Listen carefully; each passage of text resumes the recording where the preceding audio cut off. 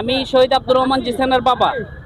আমি আমার জানা মতো এই ডাক্তার ইনুস যে টাইমে ক্ষমতা ছিল উনি যে বাস্তবায়ন করে গেছে, বর্তমান সরকার বলেন যারাই বলেন কেউ এতটুকু বাস্তবায়ন করে যেতে পারে নাই।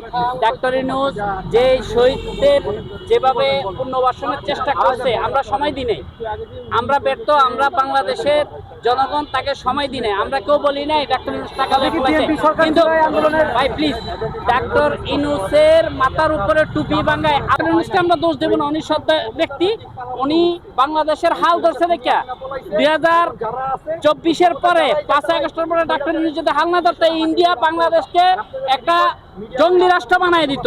ঠিক আছে, এখানে ডাক্তার ইউনূসের কোনো দোষ নেই। ডাক্তার ইউনূস এবারে টুপি পরেছে আসিফ নজরুলের মতো দালালেরা জঙ্গি রাষ্ট্র কাদের দিয়ে বানাইতো? জঙ্গলি রাষ্ট্র বানায় দিত।